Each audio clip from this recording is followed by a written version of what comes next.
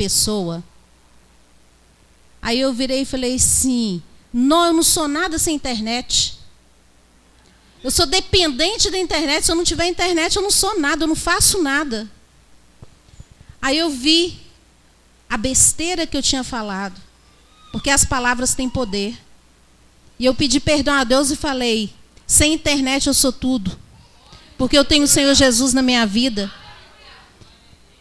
E Ele sabe de todas as coisas. Se não tem internet agora, né, ou o trabalho não vai ser feito, né, ou se não vai dar tempo de ser feito dentro do prazo.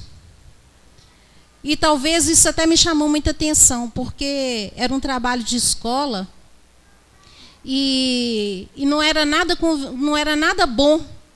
Nenhuma das duas pesquisas que eu tinha que fazer não era nada bom para o aluno. Nós temos até que vigiar o que nossos filhos fazem. Porque quem não sabe, eu não estou nem entrando na pregação ainda, porque quem não sabe, existe lei que nos protege, que protege os pais, protege o pai e a mãe, que existe uma lei que fala assim, mas a escola fala assim, se você não fizer, você vai tomar bomba, você vai ficar sem os pontos, mas existe lei que nos protege. Era uma pesquisa nada boa para a pessoa que estava fazendo. Porque não falava nada, esse nome que eu falei muito difícil, era uma rainha africana, que fazia os amantes dela se vestir de mulher, para ela mostrar o poder e a autoridade dela. Então, quer dizer, isso são coisas para ensinar uma criança numa escola? Uma aluna de 4ª, 5ª série? Então, nós temos que impor, nós temos que olhar os cadernos dos nossos filhos e impor as coisas que nossos filhos estão aprendendo. E ensinar nossos filhos a não falar uma besteira, uma asneira como a que eu falei. Que nós somos dependentes da internet, nós somos dependentes de Deus. Hoje, as pessoas estão tão dependentes da tecnologia que um filho adoece. Antigamente, quando um filho adoecia, às vezes a gente não tinha um convênio, não tinha nada, a gente entrava para o quarto, dobrava o joelho e ia orar e pedia a Deus para curar nosso filho, para baixar a febre do nosso filho até amanhecer, porque aqui não tinha ônibus, aqui não tinha telefone. A gente entrava para o quarto, clamava a Deus, chorava junto com a criança que estava chorando de febre e clamava a Deus para curar a criança. E hoje não. Hoje a gente chama o Uber. Hoje a gente corre na internet e olha lá o que pode ser dado, o que pode ser feito. Então a gente está deixando Deus de lado. Ele falou muito comigo nessa noite, que a gente deixa muito Ele de lado. Que Ele continua sendo o mesmo Deus. Aquele Deus que a gente clamava e Ele curava. Mas nós temos olhado muito o mundo de hoje. E nós não estamos apelando para aquele Deus que é miraculoso, soberano, poderoso, o grande eu sou. Então, eu vou definir fé aqui hoje. Vocês vão, cada pregador que subir aqui, vai ler que a fé é aquela coisa que se busca, que não se espera, e tal, e tal, e tal. Vai encontrar essa, que eu nem vou falar ela. Vai encontrar várias definições. A definição que eu vou dar para a fé, que é um mecanismo de buscar Deus. Fé é uma forma de buscarmos Deus. É o único meio de chegarmos a Deus. É através da fé. Deus abençoa todos. Ele abençoa o ímpio. Ele abençoa o justo. Ele abençoa todos. Mas Ele tem bênçãos especiais para aqueles que têm fé, que o adoram, que o buscam. Então, é assim, eu vou fazer uma coisa aqui, depois eu explico para quem não entender. Por quê? Porque às vezes a pessoa pode olhar para um outro lado, então eu vou fazer uma coisa e depois aqueles que sentir no coração, não sintam no coração magoado depois eu vou dar a explicação. Então, eu vou supor o seguinte, que Deus está fazendo uma caminhada aqui hoje, e Ele está com uma lista de bênção que vai ser derramadas aqui hoje. Então, Ele escolheu aqui na noite de hoje 5 pessoas para abençoar. Então, Ele veio com essa lista. Ele veio com essa lista e começou a passear pela igreja para abençoar. Então, nessa lista, estava escrito aqui o nome da Josi e o nome da Emily. Mas não estava escrito o nome da Tati. A bênção, o nome delas está aqui. Ele vai abençoar a Josi. Ele vai abençoar a Emily. Mas quando estava fazendo louvor, a Tati chamou a atenção de Deus. Ela louvou com todo o coração dela. Ela se dedicou. Ela olhou para Deus de uma forma que estava arrepiando quando a gente passava perto dela. Então ela chamou a atenção de Deus. Então Deus vai falar o seguinte: eu vou abençoar ela também. Ele tinha 5 pessoas para abençoar aqui hoje. Então, uma das pessoas aí perdeu a bênção. Essa pessoa que perdeu a bênção, por quê? Porque quando ele chegar nela, ele viu que ela não estava ligada no trono de Deus. Não é ligado na Patrícia, nem no irmão Geni, nem na Denise, nem quem estava fazendo louvor, não. Não estava ligado no trono de Deus. Não estava louvando a Deus. Não estava glorificando o nome dele. Então ele continuou a caminhada. Ele continuou a caminhada. Aí ele veio e falou assim: o nome da Dani está aqui. Mas a Dani não estava me louvando, ela não estava me buscando. Mas a dona Efigênia estava. Então, a Dani vai ficar com a bênção para amanhã. Amanhã eu coloco ela na lista. Eu vou abençoar a dona Efigênia, porque ela me buscou de todo o coração nessa noite. Ela chamou a minha atenção. E eu quero abençoar ela nessa noite. Amém, irmãos? Vocês estão entendendo? Então, 2 pessoas já perderam a bênção. 2 pessoas já perderam a bênção. E assim é. Então, se ele tinha 5 bênçãos para abençoar hoje, pelo caminho, pode ter muita gente que chamou a atenção de Deus. Quando ele chegar aí no último banco, entendeu? Vocês vão ficar para a próxima lista. Por quê? Porque aquele que tem sede do Senhor quer estar à frente. Quer estar buscando o Senhor. Quer estar louvando o Senhor. Quer estar chamando a atenção do Senhor. E aquele que quer chamar a atenção do Senhor está perto do Senhor. Amém? Então eu vou explicar para vocês a seguinte coisa. Não quero que ninguém saia daqui magoado. Primeiro, eu não sei quem está na lista do Senhor. Primeiro, que o Senhor não é Deus de abençoar 5 pessoas. Ele é Deus de abençoar milhares e milhares de pessoas. Amém? Então, todo aquele que nessa noite buscou o Senhor, que ele esteja no primeiro banco, que ele esteja no último banco, e Deus se agradou do coração dele nessa noite, que chamou a atenção dele nessa noite, vai ser abençoado. Mas vocês estão entendendo o que eu estou dizendo para vocês? Que ser o último? Então, às vezes, a obra do Senhor precisa ser feita. Então, muita gente está deixando outras pessoas passar na frente e ocupar, chamar a atenção do Senhor, e está ficando para trás, sendo que tem dom, tem talentos, mas está se escondendo, estão se afastando da presença do Senhor. E Ele quer que as pessoas estejam junto a Ele. Amém? Então, naquele dia, quando Jesus saiu, eu creio, eu estou dizendo, tá, gente? Eu estou falando. Eu creio que a mulher do fluxo de sangue naquela noite, naquele dia, ela não estava na lista do Senhor. O nome dela não estava na lista. Mas quando o Senhor passou, ela chamou a atenção do Senhor. Então ela adquiriu aquela bênção porque ela chamou a atenção do Senhor. O cego Bartimeu, ele era cego. E ele sendo cego, ele tinha apurado outros dons nele. Então, ele ouviu quando o Senhor estava passando. E ele clamou ao Senhor: Filho de Davi, obrigada. Filho de Davi, tenha compaixão de mim. Ele clamou. Ele achou pouco. Ele gritou. Ele gritou ao Senhor Jesus.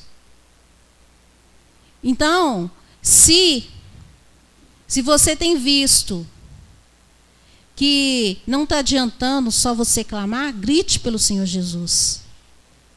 Gritar pelo Senhor Jesus não é você dar um berro, não. Gritar pelo Senhor Jesus é procurar fazer coisas audaciosas para chamar a atenção dele. Para mostrar que você está ali. Zaqueu subiu numa árvore para chamar a atenção do Senhor. E o Senhor fala... É outra coisa. Eu acho que ele não tinha intenção de ir na casa de Zaqueu naquele dia. Mas quando Zaqueu subiu naquela árvore, ele falou: hoje me convém que eu vá até a sua casa. Então significa que Zaqueu chamou a atenção do Senhor também.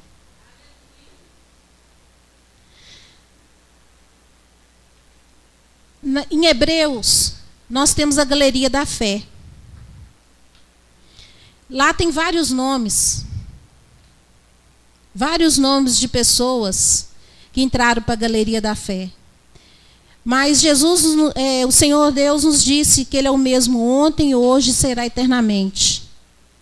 Então eu creio que o Senhor fará outras listas também. E nós só poderemos estar na galeria da fé se nós tivermos fé. Nosso nome só poderá estar lá se nós tivermos fé.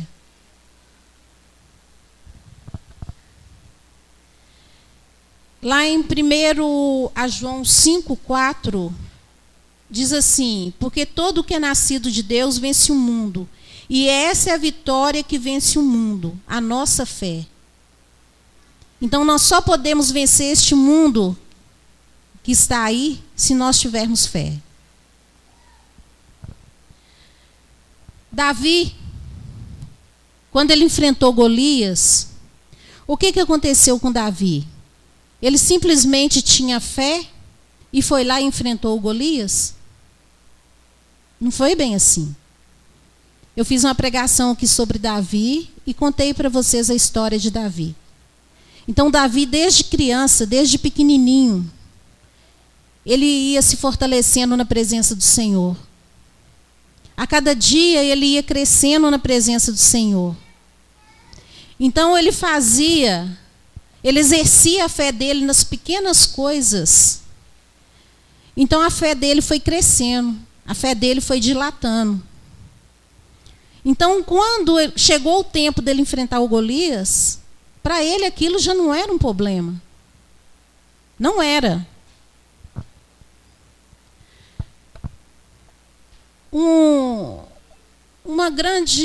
Um exemplo que eu posso dar. Vamos lá para a matemática. Quando a gente vê uma equação pela primeira vez, está vendo? Os alunos, quando o professor lança a equação, eles já chegam assim. Só Jesus para isso entrar na minha cabeça. Então, mas aí o que acontece? Eles veem uma montanha na frente deles. Aí o professor passa a primeira. Eles falam: ela não é tão grande assim não. Só que aí se eu ensinar só uma equação para ele, ele vai aprender só aquela. Então eu tenho que ensinar para ele uns vários tipos de equação diferentes. Então quando ele encontrar uma equação daquela, ele pode até não conseguir resolvê-la até o final, mas ele sabe qual a direção que ele vai tomar. Se ele vai precisar ordenar ela primeiro, se ele vai precisar multiplicar ela primeiro, se ele vai precisar chegar na equação do segundo grau primeiro, para depois resolver ela. Então ele sabe qual o caminho que ele vai tomar até chegar lá no final. Ele pode até não chegar num resultado, não. E muitos professores costumam dar a nota para o aluno vendo o desenvolvimento dele durante a equação. Se ele tomou o caminho certo, se ele foi no caminho certo, mesmo que ele não chegou na resposta certa, o professor costuma dar os pontos. O Senhor Jesus também é assim. Muitas vezes a gente encontra um problema na nossa vida e a gente escuta qual o caminho deve ser tomado. E a gente toma aquele caminho. Mas nós somos humanos e às vezes a gente erra. A gente não segue certinho aquilo que a gente deveria ter seguido. Aí o Senhor nos dá os parabéns. A outra palavra é muito difícil.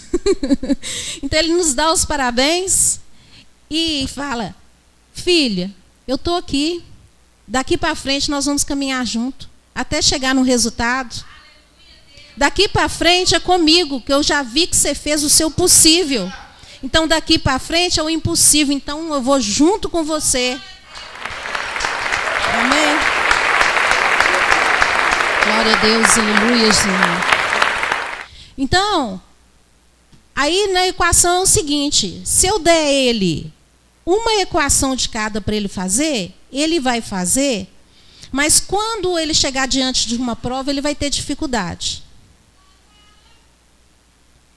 Se eu der ele 40 para fazer de cada uma, ele vai fazer aquilo, na primeira ele vai encontrar dificuldade, na segunda menos, na terceira menos, e aí vai. Quando chegar na 40, ele está fazendo de olho fechado. Ele já está pulando etapa. Ele não está precisando nem começar lá, etapa por etapa. Ele já vai pulando as etapas e já resolvendo na mente dele, já colocando lá. E é assim que nós temos que fazer com a nossa fé. Nós temos que exercitá-la todos os dias. Todos os dias. Se você orou hoje que ela estava com dor de cabeça, ore amanhã que a outra está com dor de cabeça, amanhã que a outra está com dor de cabeça, faça isso 40, 50, 60 vezes. Porque o dia que ela falar que está com dor de cabeça, você só vai falar. Só. Você não precisa nem usar nas palavras mais, não. Porque você já aprendeu a sua autoridade sobre a enfermidade. Então, se você praticar, se todo dia você exercer a sua fé sobre coisas pequenas, quando você tiver, se você for num hospital, quando você estiver diante de uma situação de uma pessoa que estiver com câncer, de uma pessoa que estiver com enfermidade, você vai orar, você vai decretar com tanta autoridade que aquilo vai ser uma coisa normal para você. Se hoje eu tiver que ir num hospital e tiver que orar para uma pessoa que estiver com câncer, eu não vou me dar bem não, irmãos. Só se o Senhor Jesus quiser me usar ali naquele momento como um canal dele, um instrumento dele ali naquele momento. Eu não vou me sair bem. Mas se essa pessoa ligar para mim e falar comigo assim: você pode orar por mim? Eu estou com câncer e preciso que você ore por mim, que você interceda por mim. Com certeza Deus vai me ouvir, porque eu vou orar com muita fé, eu vou clamar, eu vou ali no meu canto, no meu quarto. É a minha maneira, é o meu jeito de ser. Eu vou clamar, eu vou orar, eu vou interceder, eu vou jejuar, eu vou ficar a semana inteira ali orando em prol daquele assunto. O Flávio me conhece, diz ele assim que quando eu vou pregar é uma semana sem conversar. Ele fala que é uma semana sem conversar. Por quê? Porque eu quero ouvir o que o Senhor quer falar comigo. Porque primeiro Ele vai falar comigo. Ele vai me ensinar primeiro, para depois eu poder passar para vocês. Então, ele fala assim que a semana que eu prego é a semana sem conversar. Não é sem conversar, é porque eu quero ficar mais calada para ouvir o que o Senhor quer dizer. Mas igual eu estava dizendo, se eu chegar no hospital, eu não vou ter essa coisa dessa forma. Se o pastor Léo chegar lá no hospital, ele vai ter essa autoridade. Por quê? Porque já é da natureza dele ter essa autoridade, essa ousadia, né, de chegar e orar crê que aquilo vai acontecer. Eu tenho fé que isso vai acontecer. Porém, eu não tenho aquela ousadia de ir lá e impor a mão e falar com a pessoa. Está entendendo? Eu fazia visitas em hospitais, eu vivia na Santa Casa fazendo visita antes deles proibirem. Eu vivia fazendo visita. E todo mundo sabia que meu jeito era assim. Eu levava as coisas materiais que eles estavam necessitando, as coisas que eles estavam precisando, e falava, hoje, essa noite, eu vou ficar orando para você. E assim eu fazia. E eles criam, né, que eu estaria orando, né, e tomava posse daquela bênção. Então, Deus vai usar cada um. Sabe por quê? O Senhor deu uma medida de fé para cada um. A minha medida de fé é diferente da medida de fé dele. No culto passado, eu pedi a missionária Patrícia para fazer oração aqui pelas famílias. Por que eu mesmo não fiz a oração? Eu orei junto com ela, com a mesma fé dela. Porém, a minha fé é para intercessão e a dela é para oração. É para poder orar, clamar em voz alta, interceder. É a medida de fé dela. O que eu quero dizer com isso, irmãos? Eu quero dizer que todos nós temos fé. O Senhor repartiu fé para todos nós. Ele nos deu medida de fé. Então, seja a maneira, seja a forma de usar a sua fé, use. Interceda. Amém? Às vezes até temos fé em Deus, mas não temos fé em nós mesmos. Muitas vezes isso acontece.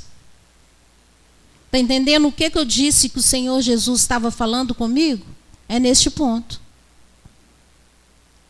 Eu tenho muita fé em Deus e às vezes eu não tenho fé em mim mesma. Deixa eu dar um grande exemplo. Eu sou capaz, por exemplo, de a pessoa falar comigo ali. Eu tenho coragem de passar por determinadas situações, eu mesma, mas às vezes eu não tenho coragem de encorajar uma pessoa para passar pela mesma situação. Está entendendo?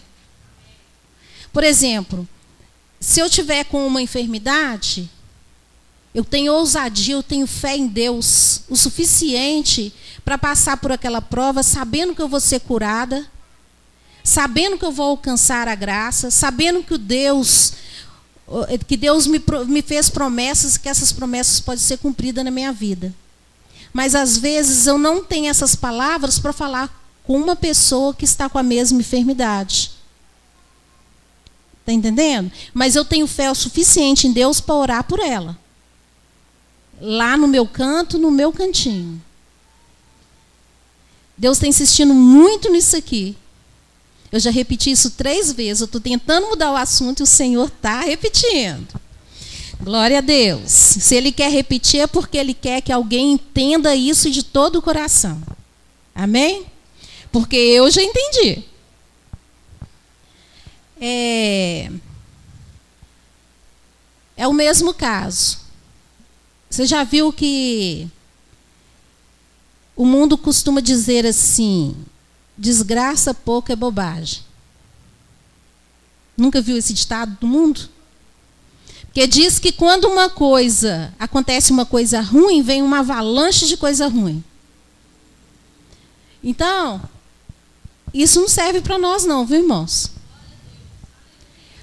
Tem dia que a parede caiu um pedaço, o carro estraga, a torneira estraga, o chuveiro queima. Acontece uma avalanche de coisas num dia só. Então a pessoa, eu estou falando de coisas materiais para vocês entenderem espirituais. Então tem dia que acontece tanta coisa que ao invés de nós praticarmos a nossa fé, de exercermos a nossa fé, a gente começa a murmurar, a gente começa a xingar, a gente começa a aceitar aquilo na nossa vida. É isso que eu estou falando, que o ditado do mundo diz isso. Começa a aceitar aquilo na sua vida. Ah, não, agora vamos ver o que vai acontecer, qual vai ser a próxima. Qual vai ser a próxima coisa ruim que vai acontecer? E já fica esperando, já fica profetizando a próxima coisa ruim. E nós não podemos ser assim, não. Sabe o que nós temos que fazer? Diante de uma situação, se você está passando por uma tribulação, cada dia acontece uma notícia ruim. Se hoje você ficou desempregado, se amanhã seu filho está doente, se amanhã o aluguel venceu e você não tem um dinheiro para pagar, se amanhã a conta de luz vinha 20 vezes 50, e a situação está difícil e você está vendo que as coisas estão piorando, não tenta resolver tudo de uma vez, não. Não tenta, não.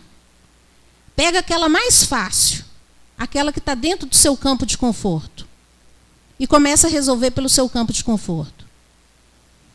Lá em casa, se a parede quebrar, se o carro quebrar, se a torneira estragar, eu vou pegar a torneira, que eu acho que é a mais fácil.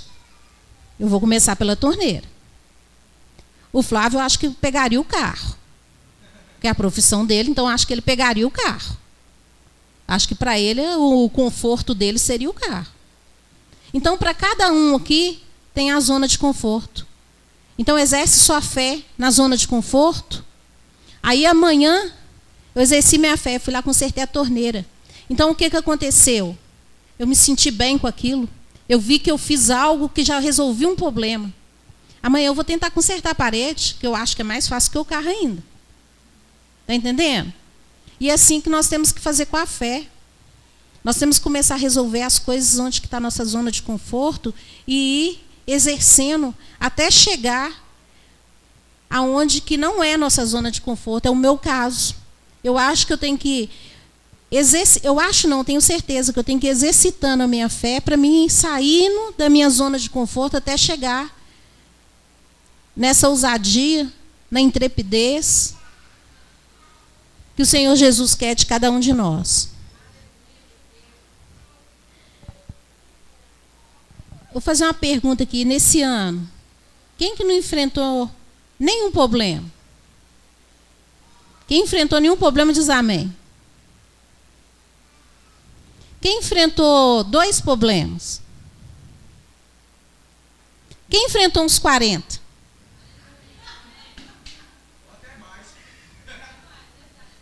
Você sabia que Deus te deu 40 oportunidades de você exercitar sua fé? Se Ele te deu 40 problemas, Ele te deu 40... Deus não te dá problema, não. Ele não te dá problema, não. A gente mesmo é que procura os problemas. Então, se nós mesmos procuramos problemas, nós temos o livre-arbítrio. Então, se nós mesmos procuramos o problema, nós tivemos 40 oportunidades de consertar esse problema com a fé, de exercer a fé através das promessas que estavam na palavra do Senhor.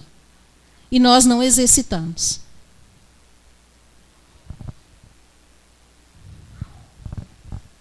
Então, é só dessa maneira que nós vamos passar a crise, o vale. Só assim que nós vamos derrotar o gigante. Por quê? Porque nós não tropeçamos em pedrinhas, a gente não tropeça em montanhas, a gente tropeça em pedrinhas. Está entendendo? Então, o que nós temos que fazer? Nós temos que tirar as pedrinhas do nosso caminho, porque quando nós chegarmos na montanha, ela não vai existir mais. Hoje eu levei uma lição da Manu. Eu estava até contando ali na porta ali. Eu estava contando para o Ângelo e para a Ludmila. A Manu pegou uma roupa e queria vestir uma roupa. Eu peguei e falei com a Manu assim: Manu, mas hoje é terça-feira, eu não preciso vestir uma roupa dessa para ir na igreja, não, na terça-feira. Ela virou e falou assim: por quê? Porque Jesus, Deus, vai estar lá só no domingo?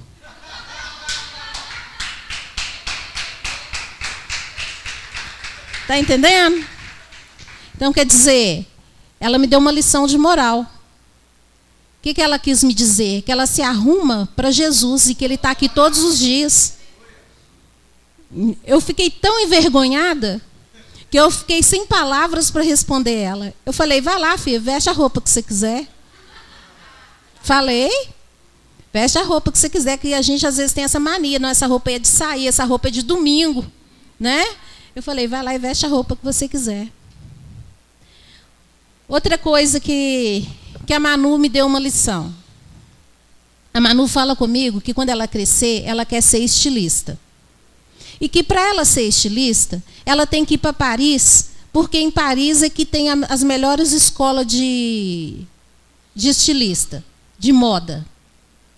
Então, que ela quer estudar lá quando ela crescer. Então, a gente olha assim pelos olhos humanos, a gente fala, não vai nunca, não vai estudar nunca. Às vezes até por egoísmo, que a gente pensa assim, não, minha filha sozinha lá, até por egoísmo a gente pensa dessa forma. Né? Aí eu peguei e falei com ela assim, ô Manu, a semana da criança, pega lá seu cofrinho, vão abrir ele, né? Que eu vou levar você lá no shopping. Aí ela falou, meu cofre não, meu cofre é para mim ir para Paris. Tá entendendo? Então, quer dizer, ela tem tanta convicção que quando ela crescer, ela vai para Paris estudar, que o cofrinho dela tá lá. Aí ela falou comigo essa semana, estava passando uma reportagem sobre passaporte, que demora até 6 meses para poder tirar um passaporte, e teve um tempo aí que ficou sem tirar passaporte. Ela falou com a mãe dela assim, ô mãe, o dia que você tiver de folga, você vai lá e tira meu passaporte? Aí a mãe dela falou assim, pra quê, minha filha? Uai, porque se eu vou para Paris um dia, se de repente surge uma oportunidade e eu não estou com o meu passaporte. Está entendendo aonde que vai a fé dela? Outra coisa que ela falou, até escrevi aqui. Ah, isso aqui não foi ela que falou. Isso aqui foi nós que incentivamos. Já que ela falou, eu falei com ela assim, ô minha filha, então já que você pretende ir para Paris mesmo, então você começa a tirar, se você tem 1 hora de internet todo dia, tira meia hora dela e começa a estudar inglês. Porque se você quer ir para Paris, da mesma maneira que você está juntando dinheiro, você tem que se capacitar para ir. E o avô dela fechou com chave de ouro. Falou, e se você pretende ir, você vai ter que orar, ter fé e buscar no Senhor. Porque se não for para ir com o Senhor Jesus, para ir debaixo das bênçãos dele, você não vai nunca. Você só vai se for debaixo das bênçãos dele. Então, começa a chamar a atenção de Deus. Ele nem sabia que eu estava falando sobre isso, que eu estava estudando sobre isso. Ele falou, comece a chamar a atenção de Deus desde já. Amém? Então, a gente aprende muito com a criança. A gente aprende muito. Hoje, se o Senhor Jesus virasse para nós e falasse assim, o que queres que eu te faça? O que você responderia? Não responda não, só pensa. O que você responderia? O que queres que eu te faça? Hoje, a geração está tão concentrada na internet que era arriscado chegar perto de um jovem e fazer essa pergunta, o jovem virar e falar assim, ah, eu queria que minha internet melhorasse, porque está muito fraca. Infelizmente é. O que queres que eu te faça? Eu queria um celular de última geração, eu nem sei qual que é a última geração. Eu quero um celular de última geração. Por quê? Porque muitas vezes nós estamos dispersos. Nós não temos buscado a presença do Senhor, então a gente tem que falar aquilo que o coração está cheio. Então o certo seria nós falarmos todo o tempo do amor de Deus. Nós teríamos que falar todo o tempo do nome do Senhor Jesus. Mas infelizmente as pessoas estão dispersas. Hoje, se você chegar perto de uma pessoa com mais idade e perguntar, se Jesus perguntasse, o que queres que eu te faça? Ao invés dele falar assim, eu gostaria de ser curado, ele falava assim, eu gostaria de ganhar um pouquinho mais para eu poder comprar meus remédios, porque está muito caro. É sério, eu não estou brincando não. Não estou brincando não. O repórter passou numa fila e falou assim, só que ele estava falando da pessoa ganhar um dinheiro extra. O que ele faria com o dinheiro? Aí a pessoa falou, eu ia comprar os meus remédios. Sério? Um falou ia comprar um computador, o outro falou ia comprar um celular. Então, quer dizer, só pensam nas coisas materiais e esquecem as coisas espirituais. Eu estava lendo e eu achei essas três passagens da Bíblia que me chamam muita atenção. Salmos 11, 3, que fala: quando os fundamentos estão sendo destruídos, o que se pode fazer o justo? Nós não podemos deixar nossos fundamentos ser destruídos. Nós temos que, é igual lá em Mateus 7, 24. Portanto, quem ouve minhas palavras e constrói a casa sobre a rocha, nós temos que construir nossa casa sobre a rocha. E lá em Hebreus 3 fala: portanto, devemos prestar mais atenção naquilo que já nos foi ensinado. Ou seja, a fé, como eu defini ela lá no início, que eu falei que a fé era um mecanismo de buscar em Deus. Então, o mecanismo de buscar em Deus é através do conhecimento. Através do conhecimento nós adquirimos fé. E o nosso conhecimento ele tem que ser insatisfatório.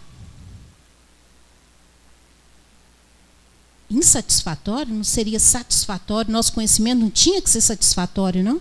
Ele tem que ser insatisfatório? Insatisfatório. Por quê? Porque nós sempre temos que conhecer mais. A cada dia mais e mais. Ele tem que ser maior a cada dia. Nosso conhecimento tem que crescer a cada dia. E quem tem conhecimento ama. Porque o amor cresce no conhecimento. E nós só podemos amar a Deus se nós crescermos no conhecimento. Então, quando nós buscamos a Deus, quando nós procuramos o conhecimento de Deus, nós crescemos na fé. Eu tinha separado uma coisa aqui, quer ver? Ter fé. Nós temos que receber. Eu falei lá em Romanos 12 que o Senhor deu uma medida de fé para cada um. Então, nós já possuímos ela. Eu disse que nós temos que produzi-la. E como que a gente produz fé? Ouvindo a palavra e exercitando. Praticando a palavra e memorizando. Com isso, nós vamos alargar a nossa fé. Aí o que nós vamos fazer quando nós alargarmos a nossa fé? Nós vamos materializar nossa fé. Nós vamos usar das promessas do Senhor. Uma vez um pregador falou o seguinte: eu nem sei se existe pistão em carro ainda, existe?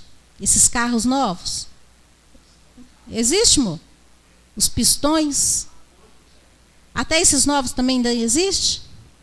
Então, uma vez um pastor falou o seguinte, que para ter fé, nós temos que usar 8 pistões.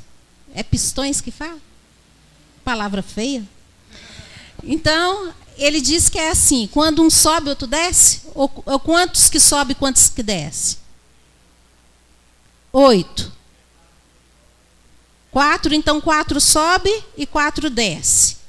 Então, ó, os pistões são ouvir, crer, orar, receber, meditar, confessar, louvar e fazer. Então, quando nós estamos ouvindo, o que está lá embaixo está meditando. Quando nós estamos crendo, o outro está confessando, porque quando nós cremos, a gente vê onde que estão nossos erros. Então, o outro está lá embaixo confessando, né, as suas fragilidades. Quando um está orando, o outro está louvando. Quando um está recebendo, o outro está fazendo. Então nós sempre temos que usar nossos 8 pistões que nos leva à fé. Amém? Glória a Deus. Eu ia contar a minha historinha, mas hoje o tempo está meio curto, aí eu não vou contar. Tem a historinha? Então eu vou contar a historinha rapidinho. São 9h10, eu vou gastar 5 minutinhos para contar a historinha. Hã?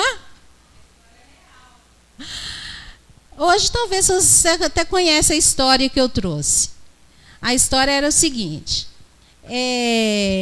A gente sempre fica à espera do sobrenatural de Deus e nunca vê o simples que Deus faz. Então tinha um homem que estava sendo perseguido. Então ele, na fuga, ele entrou num atalho. Ele entrou nesse atalho e começou a orar. E pediu a Deus que colocasse 2 anjos bem fortes ali naquela entrada para proteger ele, para não deixar os inimigos dele entrar naquela trilha. Aí ele fechou os olhos e orou com muita fé. Quando ele abriu os olhos, ele não viu os anjos. Ele viu uma aranha descendo com um fio, com uma teia. Aí ele novamente, ele ouvindo que os inimigos já estavam se aproximando, ele novamente fechou os olhos e falou: Senhor, constrói uma muralha aqui, para que meus inimigos passem e não me vejam, e não venham me matar. E orou com muita fé. Quando ele abriu os olhos, a muralha não estava lá.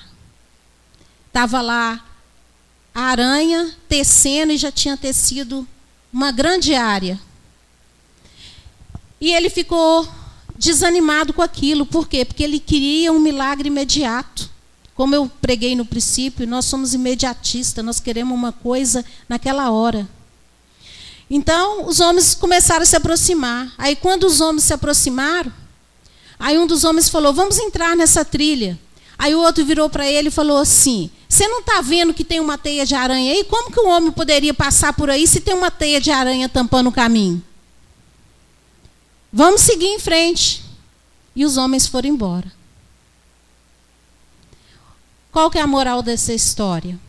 Que às vezes nós pedimos muro, mas Deus pede que tenhamos confiança nele, para que a glória dele possa se manifestar e possa fazer algo como uma teia, que nos dá uma proteção de uma muralha. Então, às vezes, são os momentos mais difíceis que nós encontramos Deus, que nós encontramos a nossa força em Deus. Então, às vezes, Deus está trabalhando na sua causa aí, não é de hoje. Às vezes, Deus já deu a solução do seu problema nessa noite, e você está continuando a buscar. Você está continuando a pedir, você está continuando a clamar. Por quê? Porque você não tem exercitado sua fé. E quando você abre os olhos, você não está conseguindo enxergar o sobrenatural de Deus na sua vida. Então, a historinha de hoje é essa. Vamos abrir os nossos olhos espirituais. Vamos abrir os nossos olhos e ver o sobrenatural de Deus na nossa vida. Amém? Amém. Glória a Deus.